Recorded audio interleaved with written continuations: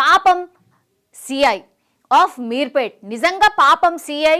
అసలు ఎవరైతే ఈ కేసులో అంటే గురుమూర్తి ఎవరినైతే తన భార్యని చంపేశాడని చెప్తున్నారో, కానీ అసలు ఆనవాళ్లే దొరకకుండా ఒక పూర్తి స్కెచ్ ప్రకారమే ఈ హత్య చేశాడు అనేది చెప్తున్నాడు.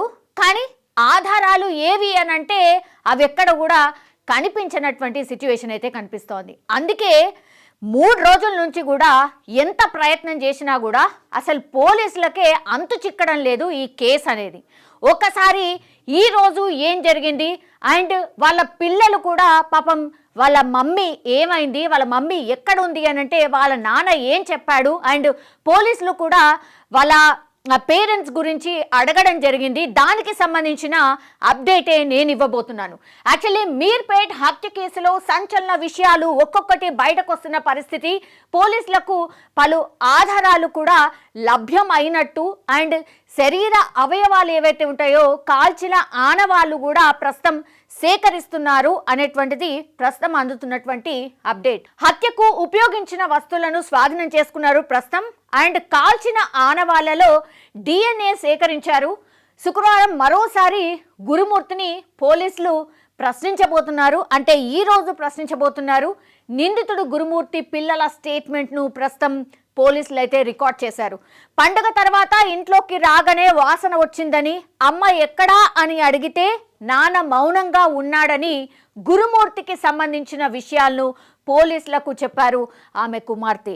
ఇదే ఇప్పుడు కేసుని ఒక డిఫరెంట్ టర్న్కి తీసుకుపోతున్నట్టుగా మనకైతే అర్థమవుతోంది. ఎందుకంటే పిల్లల్ని ఎప్పుడైతే గురుమూర్తి వాళ్ళ భార్యను హత్య చేశాడో అప్పుడు వాళ్ళ పిల్లల్ని గురుమూర్తి భార్యకు సంబంధించిన చెల్లి వాళ్ళ ఇంటికి పంపించిన తర్వాత పండుగ పూట ఇదంతా కూడా క్రైమ్ సీన్ని ఒక స్కెచ్ ప్రకారం అయితే గురుమూర్తి పూర్తిగా ఒక ప్రాక్టీస్ ప్రకారం అవచ్చు ఆర్ క్రిమినల్ మైండ్ అంతా ఉపయోగించి కూడా వాళ్ళ భార్యని మట్టుబెట్టినట్టుగా స్పష్టంగా అర్థమవుతోంది. అయితే పిల్లలు కొంత పెద్దగానే ఉన్నారు కాబట్టి వాళ్ళ పిల్లలు ఎప్పుడైతే పండగ అయిపోయింది, హాలిడేస్ అయిపోయాయి, మళ్ళీ స్కూల్ స్టార్ట్ అవుతుంది కాబట్టి అమ్మ ఎక్కడా అని నాన్నను పిల్లలు అడిగారు. అప్పుడు వాళ్ళు వచ్చినప్పుడు కూడా కొంత లోపల అంటే ఇంటి లోపల కొంచెం స్మెల్ వచ్చింది అని కూడా వాళ్ళ కూతురు పోలీసులకు స్టేట్మెంట్ ఇచ్చినట్టుగా కూడా చెప్తున్నారు.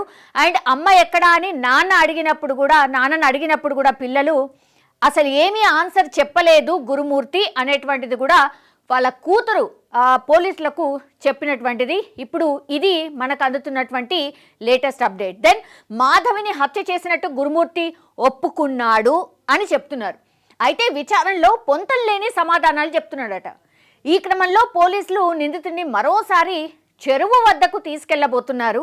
ఎందుకంటే ఆ చెరువులోనే భార్య అవయవాలనంతా కట్ చేసి ఆ చెరువులో పాడేశాడు అనేటువంటిది ఒక కథనం చాలా ఎక్కువగా వినిపిస్తోంది. కాబట్టే అక్కడ చెరువు దగ్గరికి తీసుకెళ్లి గురుమూర్తిని మరి ఎక్కడ పడేశావు అనేటువంటిది గురుమూర్తిని అక్కడ స్పాట్కి తీసుకెళ్ళి చూయించమని అడుగుతున్నారట. అండ్ గురుమూర్తికి మరో మహిళతో అక్రమ సంబంధం ఉన్న నేపథ్యంలోనే భార్యను వదిలించుకోవాలనే ప్రయత్నంలో భాగంగానే గురుమూర్తి ఈ హత్య చేశాడని పోలీసులు ప్రాథమిక నిర్ధారణకు వచ్చారు. అంటే ఇంకొక లేడీ ఉంది కాబట్టి, గురుమూర్తి లైఫ్లో ఇంకో లేడీ ఉంది కాబట్టి ఆ దిశగానే వాళ్ళ భార్యను పూర్తిగా అడ్డు తొలగిస్తే ఇంకా నాకు ఎట్లాంటి ప్రాబ్లం ఉండదనుకున్నాడో ఏమనుకున్నాడో ఆ ఆలోచన ఏందో మనకు తెలియదు. కానీ నువ్వేమన్నా ఆలోచన చేయి, కానీ ఇంత దారుణంగా భార్యని 13 ఏళ్ల పాటు కాపురం చేసినటువంటి భార్యని నీ కోపం ఉండొచ్చు, ఇంకో విధంగానో లేదంటే ఆమె నుంచి విడిపోయి నువ్వు ఉండే ప్రయత్నం చేయి. ఇంత దారుణంగా చంపుడైతే అసలు ఏడ కూడా వినలేదు,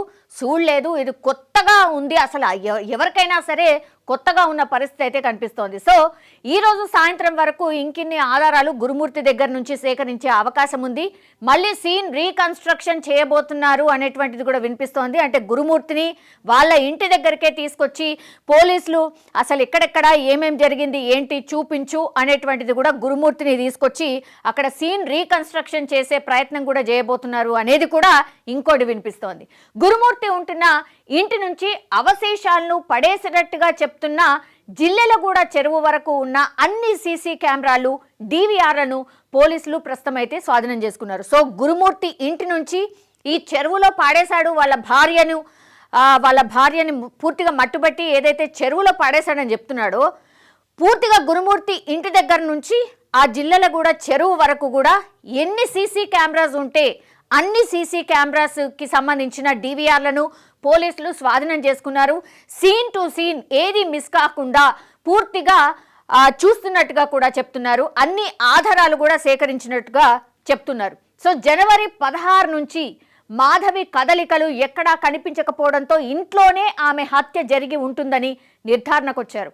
సో 16వ తారీఖు యాక్చువల్లీ ఇక్కడే కీలకంగా మారినటువంటి డేట్ ఇది. ఎందుకంటే 16వ తారీఖు మధ్యాహ్నమే మీ అమ్మాయి మిస్ అయింది అని వాళ్ళ అత్తమామయ్యకి, అంటే మాధవికి సంబంధించిన అమ్మా నాన్నకి ఈయన చెప్పడం, ఆ తర్వాత వాళ్ళు వచ్చి పోలీస్ కంప్లైంట్ ఇవ్వడం జరిగింది. అయితే 16వ తారీఖు వరకు ఇంట్లోనే ఉంది, ఇంటి నుంచి బయటకు రాలేదు. సీసీ కెమెరా ఎవిడెన్స్ అది.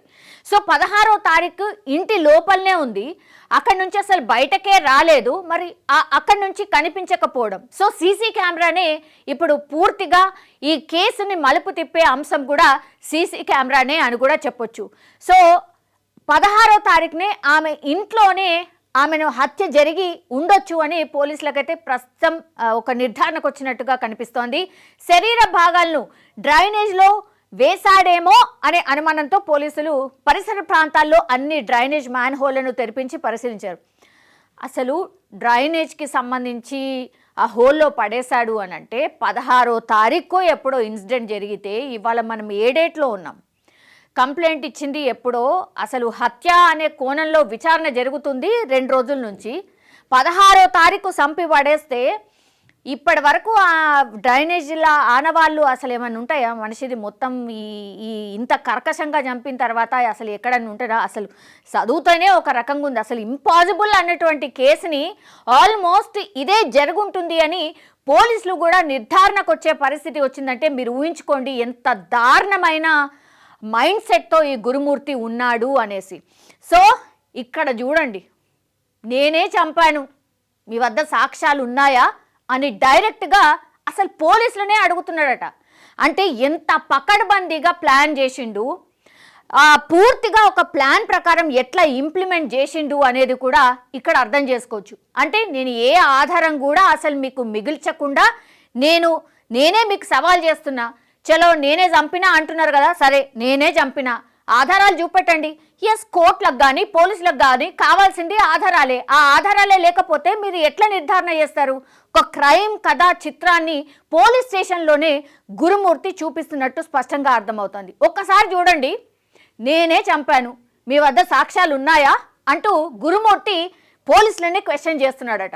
నా భార్యను నేనే చంపాను, మరి మీ వద్ద సాక్ష్యాలు ఉన్నాయా? నాపై కేసు పెట్టి రిమాండ్ చేయండి, అంతా కోర్టులోనే చూసుకుంటా. విశ్వసనీయ సమాచారం ప్రకారం జిల్లెలగూడ కేసులో నిందితుడైన మాజీ జవాన్ గురుమూర్తి పోలీసులకు విసిరిన సవాలిది. ఇప్పుడు ఆ సాక్ష్యాలను వెతుకులాడే పనిలోనే పోలీసులు తలమునకలవుతున్నారు. ఈ కేసు నిజంగానే అట్లాంటిదే, తలలు పట్టుకుంటున్నారు. అసలు ఏం చేయాలా? అసలు గిట్లాంటిది ఎన్నడన్నా మనం చూసినామా?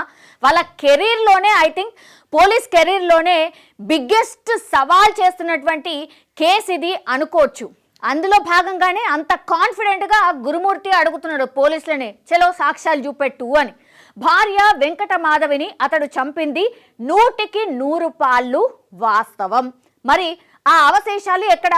కనీసం హత్య చేసినట్టుగా ఆనవాళ్ళయినా కనిపించాలి కదా అని పోలీసులు తలలు పట్టుకుంటున్నారు. అసలు గురుమూర్తి చెప్తుంది వాస్తవమేనా? మృతదేహాన్ని ముక్కలుగా నరికి ఉడికించి వాటిని ఎండబట్టి దంచి ఆ పొడిని చెరువులో కలిపేసి ఉంటాడా? లేదు, తమను తప్పుదోవ పట్టించేందుకు అల్లిన కట్టుకథ కాదు కదా అని విచారణలో గురుమూర్తి పొంతులు లేని సమాధానాలు చెప్తూ ఉండడంతో పోలీసులు ఈ కోణంలోనే ప్రశ్నలు వేసుకుంటున్నారు. పాపం పోలీసులే వాళ్ళు క్వశ్చన్ చేసుకుంటున్నారు. ఈ కుక్కర్లో ఉడకబెట్టుడేంది, ముక్కలు కట్ చేసుడేంది, వాటిని దంచుడేంది, ఏదో చెరువులో కలుపుడేంది, అసలు అది పాజిబులేనా అని పాపం ప్రాథమికంగా పోలీసులే తలలు పట్టుకుంటున్నారట. ఈ కేసును అసలు ఎట్లా ఛేదించాలి ఏంది అనేది. కానీ ఒక కేసు ముందుకొచ్చినప్పుడు, ఇంత సెన్సేషన్ క్రియేట్ చేస్తున్నప్పుడు ఏం చేస్తారు పోలీసులు? వాళ్ళకున్నటువంటి అన్ని సోర్సెస్ ద్వారా ఒక్క ఆధారమైన లభించకపోదా అని పూర్తిగా వెయిట్ చేస్తున్న పరిస్థితి. గురుమూర్తి అంటారా? గురుమూర్తి అవును నేను చంపినా, కనుక్కోండి నేను ఎట్లా చంపినా అంటున్నాడు. ఇది అతిపెద్ద సవాల్. దానికి సంబంధించి ఇప్పుడు గురుమూర్తే చంపాడు అని నిర్ధారణ చేసుకోవడానికి నానా తంటాలు పడుతున్నారు పోలీసులు అని చెప్పొచ్చు. సో గురుమూర్తి ఉంటున్న ఇంటి నుంచి అవశేషాలను పడేసినట్టుగా చెప్తున్నటువంటి జిల్లెలగూడ చెరువు వరకు ఉన్న అన్ని సీసీ కెమెరాలు, డివిఆర్లను ప్రస్తుతం అయితే స్వాధీనం చేసుకుంటున్నారు. సో పూర్తిగా ఆ ఇన్వెస్టిగేషన్ అయితే జరుగుతున్న పరిస్థితి అయితే కనిపిస్తోంది. అయితే వంటగది, ఇప్పుడు వాళ్ళ ఇంట్లో ఉన్నటువంటి వంటగది ఇప్పుడు కీలకం కాబోతోంది. ఎందుకంటే వంటగదిలో మాంసం నరికే మొద్దు, ఎస్ ఆ విజువల్ కూడా స్పష్టంగా మనం చూడొచ్చు. ఇట్లా రౌండ్గా మాంసం నరికే మొద్దు ఉంటుంది కదా, అది ఉంది. దాని పక్కన కూడా ఇంకా కొద్దిగా ఓ ప్లేట్ ఏదో సంథింగ్ కనిపిస్తోంది. అసలు అది ఏంటి అనేది కూడా పోలీసులు పూర్తిగా ఇప్పుడు ఇన్వెస్టిగేషన్ కింద తీసుకోవడం అయితే జరుగుతోంది. సో ఏం జరుగుతోంది అనేది కూడా పోలీసులు పూర్తిగా ఒక ఇన్వెస్టిగేషన్ అయితే చేస్తున్న పరిస్థితి అయితే కనిపిస్తోంది. సో దీనికి కొనసాగింపుగా భార్యను గురుమూర్తి ఇంట్లోనే హత్య చేసి ఉంటాడనే అనుమానాలకు బలం చేకూరేలా అతడు ఉంటున్న ఇంట్లోని వంటగదిలో మాంసం నరికే చెక్క మొద్దు కనిపించింది. గురుమూర్తి అద్దెకుంటున్న ఇంటి యజమాని తన కుటుంబంతో కలిసి 2 నెలల క్రితం బెంగళూరుకి వెళ్ళినట్టు తెలిసింది. పోలీసులు ఆయన్ను పిలిపించి కొంత సమాచారం సేకరించినట్టుగా కూడా ఇప్పుడు మనకున్నటువంటి సమాచారం. ఆయన మళ్ళీ ఇంటికి తాళం వేసుకొని బెంగళూరు వెళ్ళిపోయారు. ఆ భవనం 2వ అంతస్తులోని ఓ పోర్షన్లో గురుమూర్తి కుటుంబం ఉంటోంది. ఆ ఇంటిని కూడా పోలీసులు తాళం వేశారు. అయితే వంటగది కిటికీలో నుంచి లోపలికి చూస్తే కిచెన్ ప్లాట్ఫామ్ మీద మాంసం నరికే చెక్క మొద్దు, పక్కన ఓ మద్యం బాటిల్, పల్లెంలో చుడువా కనిపించాయి. ఓ సెల్ఫ్లో రెగ్యులర్గా వాడే చిన్న కుక్కర్ కనిపించింది. అయితే 50 కిలోలు ఉండే మనిషి మాంసాన్ని ఆ కుక్కర్లో ఉడికించడం సాధ్యమయ్యే పనేనా అని అనుమానాలు అయితే కలుగుతున్నాయి. పైగా ఇంట్లో ఎలాంటి రక్తం మరకలు లేకపోవడం, వాసన కూడా రాకపోవడం పోలీసులను ఆలోచనలో పడేసింది. ఉడికించిన మాంసం ముక్కలతో పాటు ఎముకలను ఎండబెట్టినట్టుగా ప్రచారం జరుగుతున్నా అక్కడ ఎండ ప్రసరించే ఛాయలే లేకపోవడంతో దీనికి బలం చేకూరడం లేదు. పోలీసులు ఏ ప్రశ్న అడిగినా గురుమూర్తి పొడిపొడిగా సమాధానాలు చెప్తున్నట్టు సమాచారం. ఐ డోంట్ నో అసలు ఇందులో ఈ కేసులో అసలు ఏం జరుగుతుందో ఏందో కానీ అందరికీ ఇదే డౌట్. అసలు ఎట్లా ఒక మనిషిని కుక్కర్లో ఉడకబెట్టి ఇదంతా అసలు సాధ్యమేనా? ఆ బేసిక్ క్వశ్చన్ దగ్గరనే అందరూ స్టక్ అయిపోతున్నారు. అసలు ఇది సాధ్యమేనా?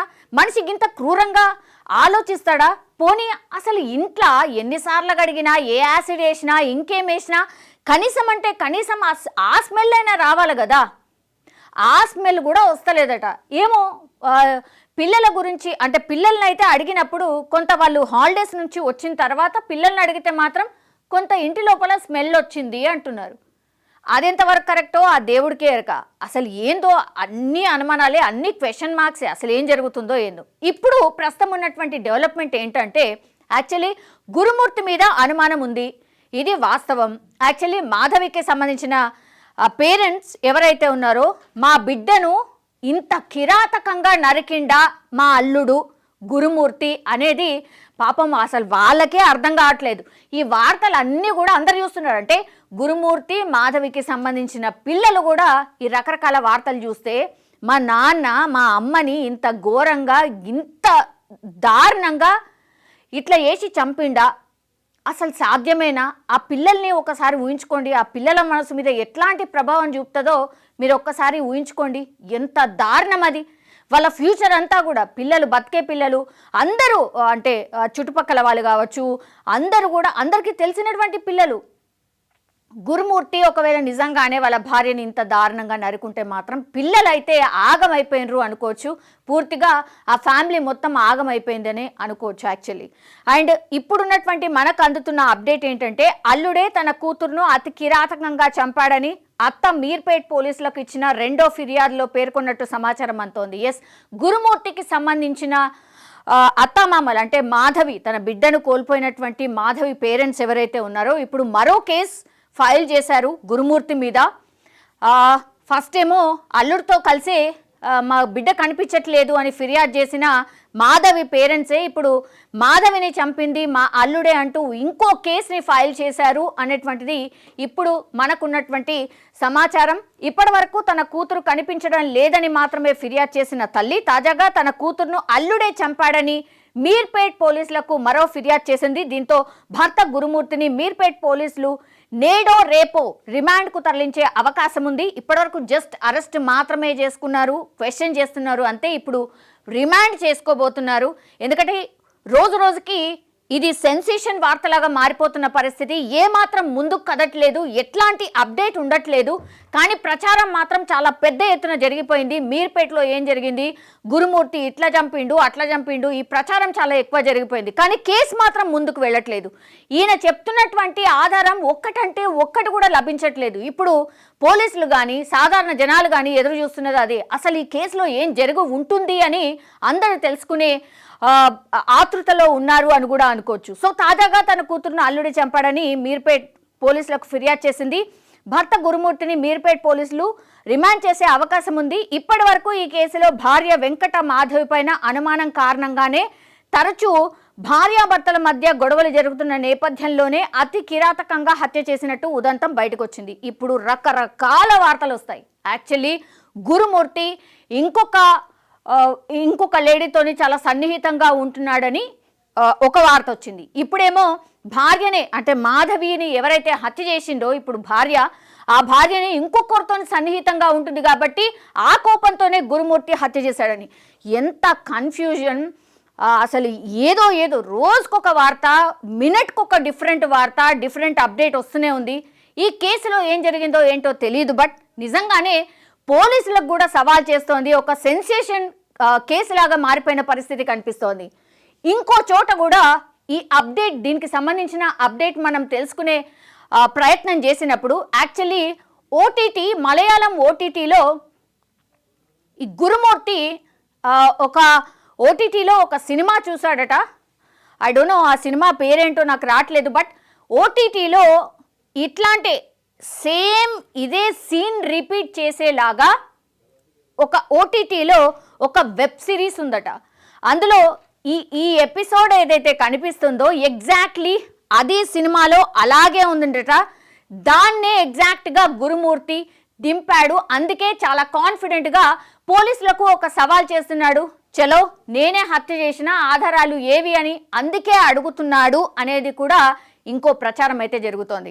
మరి కేసులో ఏం జరిగిందో ఏంటో పోలీసులు ఎంత త్వరగా అయితే అంత త్వరగా ఛేదించే ప్రయత్నం అయితే డెఫినెట్లీ వాళ్ళు కూడా చేస్తున్నారు. కానీ సాధారణ పబ్లిక్లో ఈ కేసు మాత్రం ఎంత భయాన్ని క్రియేట్ చేస్తుంది అంటే చెప్పనవసరం లేదు. అసలు ఏం జరుగుతుంది ఏంటి అనేది ఆశిద్దాం. మనం కూడా ఈ కేసుకి సంబంధించి పోలీసులు మరి అప్డేట్ ఎప్పటి వరకు ఇస్తారు, ఈ కేసులో ఏం జరుగుతుంది అనేది అందరూ కూడా ఎదురు చూస్తున్నారు.